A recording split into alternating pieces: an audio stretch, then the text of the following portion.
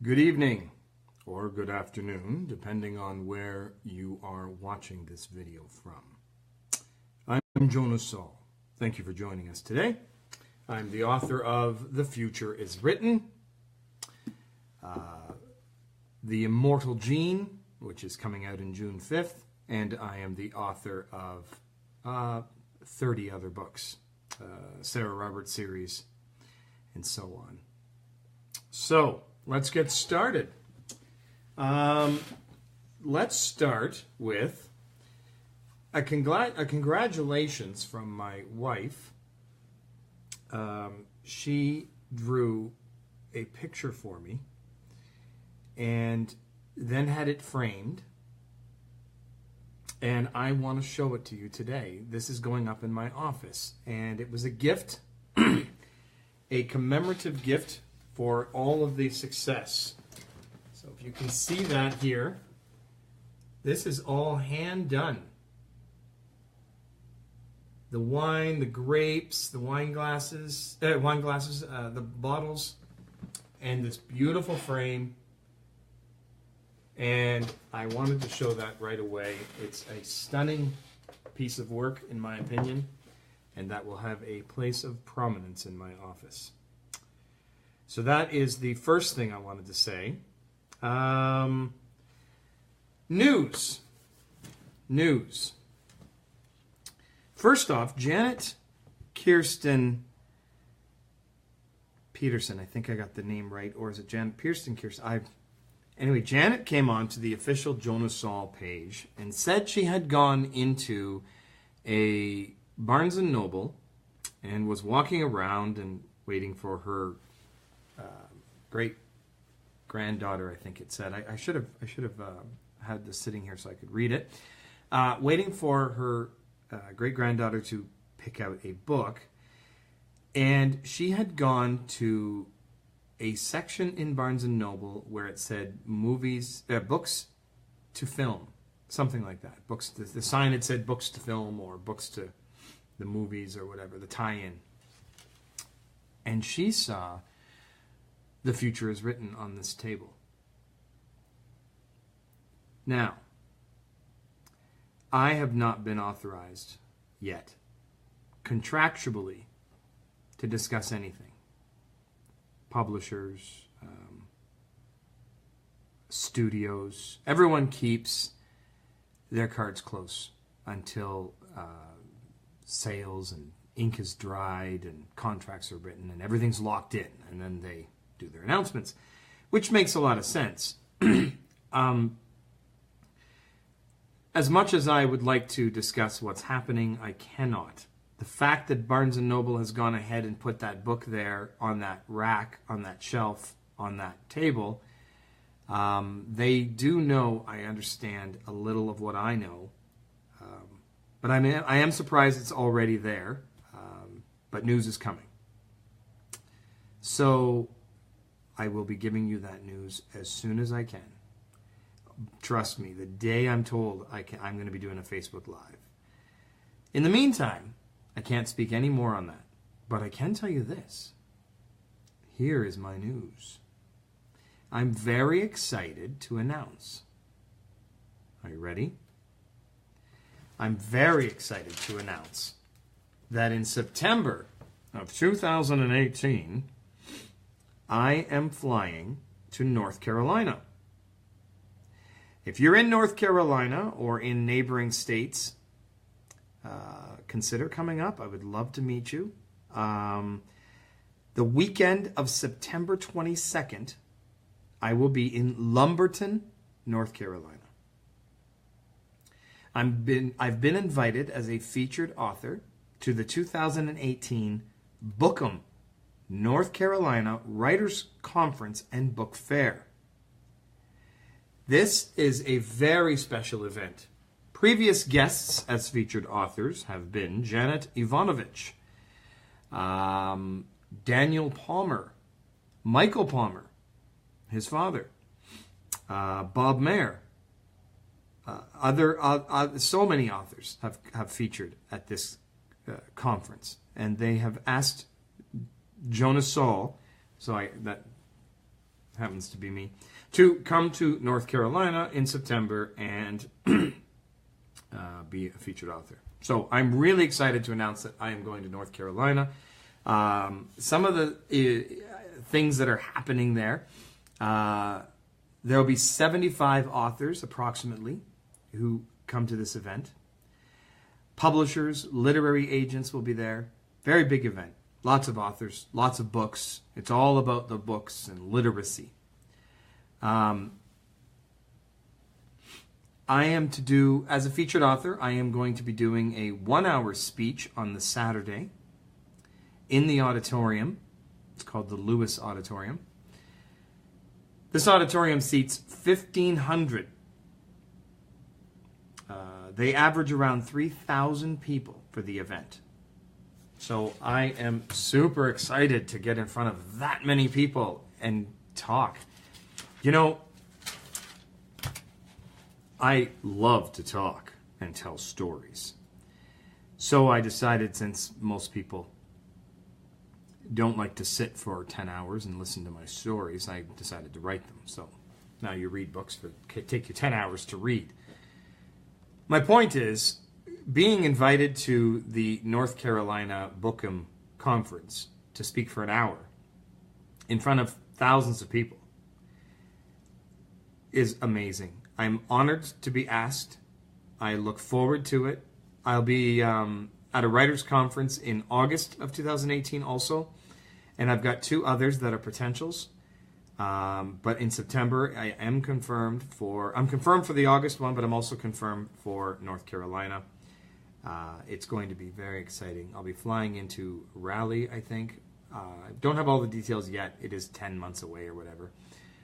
So we will iron out details. I will be posting. I'll be flying, Brian. I'll be posting links, press releases as we get closer. I understand there's a press release coming December 3rd that is announcing myself as the featured author. There will be interviews. There will be lots of buzz before this happens. By that time, I'll have The Immortal Gene out, and I'll have several other books that will be there featured. I'll have news from Hollywood by then that'll have been announced. So lots coming. I'm very excited to announce that. I cannot wait to go to North Carolina. And while I'm there, I'm hoping to do a couple of book signings at local Barnes & Nobles also. So, next on the agenda, I've got a couple of things more. One, I wanted to tell you another Catch Me If You Can story. This one happened when I was 21 years old. I was living 4-hour plane ride from Toronto. I was living in a place called Calgary. I don't know if you know the geography of Canada very well, but Calgary is 4 hours by plane to Toronto. So I'm living in Calgary. My family's near Toronto, and I want to go back and visit them. Now, they're near Toronto. They're an hour's drive out of Toronto. So I book a flight, and I pay for this flight, and I'm going to fly to Toronto. Makes sense, right, so far? So I find out before I go, a couple days before, I just didn't know this. I don't know why I didn't know this. I always drove vehicles since I was 16, but now I'm 21. When I land in Toronto, I'd like to rent a car so I can spend the weekend driving to my old hometown and visit my parents, my brother, or whatever. And I want to rent a car to see some friends and whatever. I drop the car off, I take my plane ride back, go back to work in Calgary. But I find out a couple days before I go that I can't rent a car. And why not? Well, this is 1990, 91. And in those days, I don't know if it's the same now. I still haven't rented it. I'm old enough now, I guess. But in those days, you have to be 25 years old to rent a car. Insurance purposes. Well, I'm 21, so it's impossible. So I call Hertz and Avis and all these budget rent-a-car in Calgary, and I asked them, I said, is there any way anybody will rent it to someone 21? They said, no, Not going to happen. There's no way you can rent a car. Well, I decided I'm going to rent a car. I'm 21. I can't legally do it. No one's going to rent to me. But I've decided when I land in Toronto, I'm going to rent a car.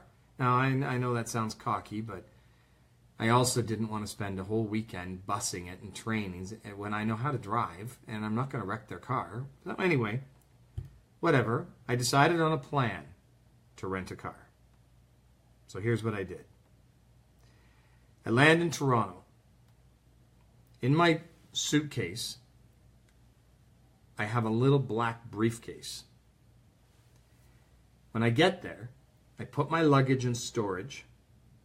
I grab my little black briefcase. I'm wearing a nice suit. I'm all shaved. I got my mustache. I'm 21. I look 25 easy. In Toronto at the time, there was a line of car rental agencies, like a bunch of booths all the way down this one hallway. So I go up to the side of the first one. I take a big breath, hold my briefcase. I have my driver's license on me. My driver's license says my date of birth. If they look, they're going to see I'm not old enough to drive this car. So here's what I do. I come around the counter to the first place, and I'm frantic. And the woman looks and says, everything okay? And I'm just like, yes, I am so late for a meeting. My plane was delayed. You know what? I'm going to lose one of the biggest contracts of my life. I start going on like this. And she's like, and I said, I need a car. I need a car now. I need it as fast as you could possibly do it. And she's, okay, driver's license, credit card. No problem. So I pop it down on the counter. And I act all frantic. I look at my watch. I set my briefcase down. I pick it up. I'm just like, oh my goodness. I'm just doing this, right? So I'm flustering her. She's like trying not to make a mistake so she can speed this. She's already grabbed the keys. So she types in the credit card. It's everything. She grabs my license. She types in my name. She looks at the date of birth. And as I notice she looks at the date of birth, I'm like, excuse me. And she stops and yes, is there a speedy, like, is there a way I can just get the keys and you just like photocopy this and fill it in later? And I wanted to not give her a chance to recognize the date. And she said, well, no, we have to do this. I need you to sign. I need you to print out, blah, blah, blah. So she looks at the date, she types it in, she stops. Oh, she says. And I thought I could do this. I thought it would work. She says, oh, I can't rent a car to you. I'm so sorry. I said, oh my goodness, you have got to be kidding me.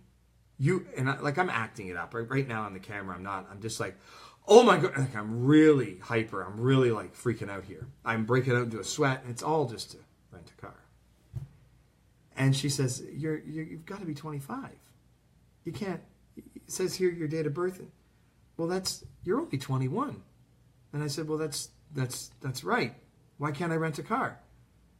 Well, I can't. You got to be 25. And I'm like, oh my, okay, I'm done. I thought I could land in Toronto, rent a car, and go to my meeting. I'm already late for the meeting. I can't believe this. And I said, well, who will rent me a car? I already knew the answer. She says, nobody on this whole road will rent you a car. You got to be 25.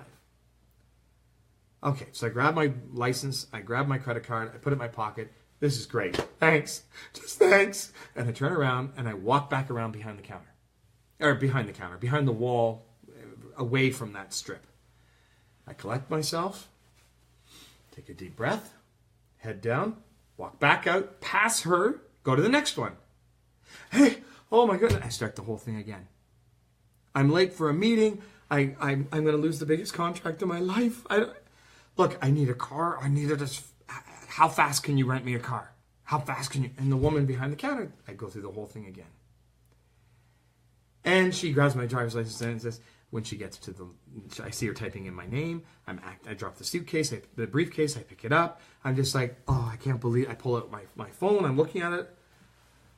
This is going to be the worst day of my life. I can't believe it. The woman's going along. She hits the date of birth. As soon as she hits the date of birth, I'm like, excuse me. And she looks, she almost drops my license. I'm so sorry. Is there any way we could go faster? She looks at, she types in the date of birth. Okay, one sec, sir. Hands me my ID, hands me the car keys. back there, lot S6. It's this kind of car. It was a Dodge, I think, back in the day. Go, return time's Monday. You're good to go. I grabbed the keys. Nearly shit myself. I effing did it on the second hit. I said, thank you. You have saved my life. And I turned around. I walked down out the friggin' opening doors, whatever they call, sliding doors, whatever. I ran to the car. I jumped in, turned it on, and I think I squealed. I got out of that parking lot before anybody could come running out. Wait, your date of birth. And I rented a car for the weekend. So catch me if you can. That was my story for the day. I was 21 and I'm not allowed to legally rent a car till I'm 25. And I was determined to do it.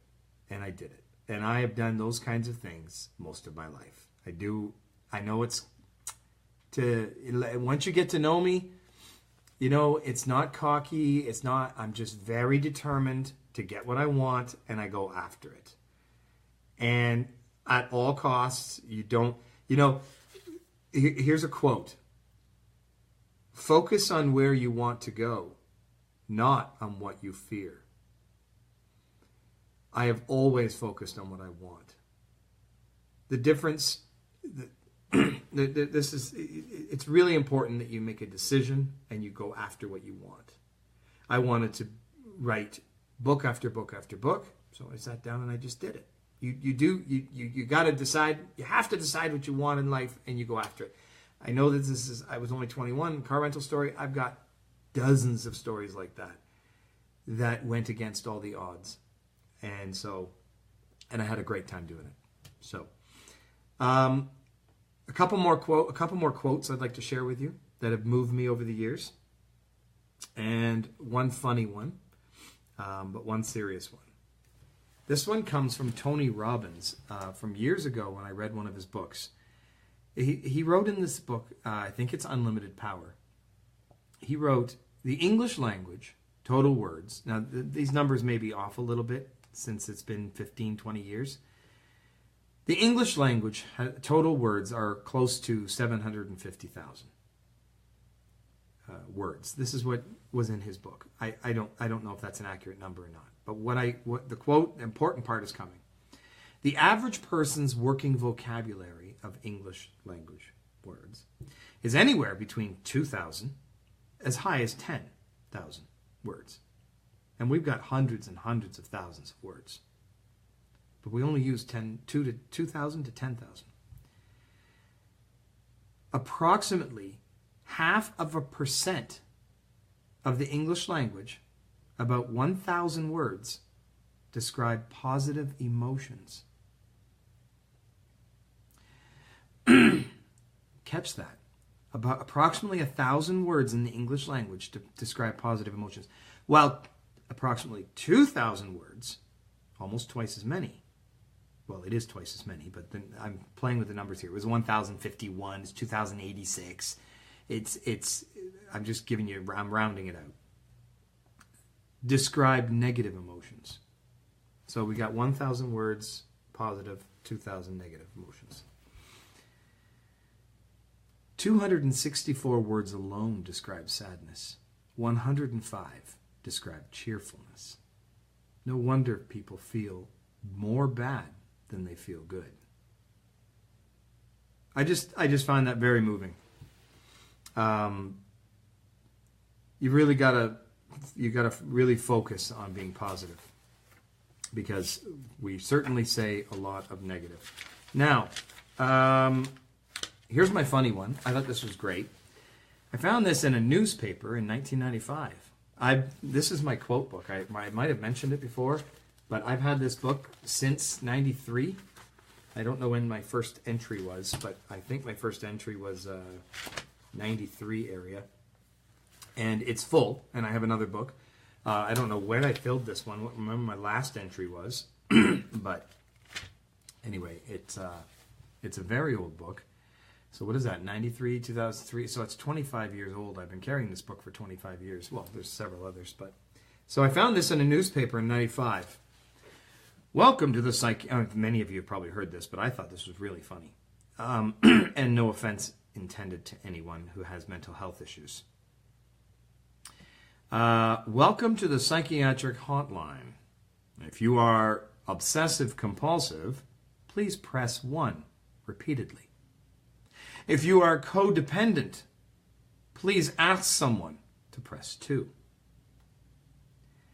If you have multiple personalities, please press 3, 4, 5, and 6. If you're paranoid delusional, we know who you are and what you want, so just stay on the line so we can trace your call. If you're a schizophrenic, listen carefully, and the little voice will tell you what number to press. And finally, if you're manic depressive, it doesn't matter which number you press, no one will answer. Oh my goodness, I thought that was hilarious. Excuse me. Remnants of the cold from the last Facebook Live. And my last quote of the day is lyrics. Last quote of the day are lyrics from a Van Halen song that has moved me from the day I listened to this song. And I always listen to it very loud. It's very motivational. And I really love the message in this song. I'm not going to read the entire song. I am going to read the lyrics of the chorus. It says, "If I'm wrong, then I'll pay for it.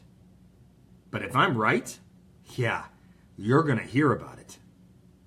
If I'm wrong, then I'll pay for it. But if I'm right, yeah, you're going to have to deal with it. Because I tried. Yeah, I tried for it. I'll try. I'll even die for it." Those lyrics really move me. It's from a song called "Don't Tell Me" by Van Halen on their album called Balance. Great lyrics. Play that really loud. Make sure you hear the song, hear the words.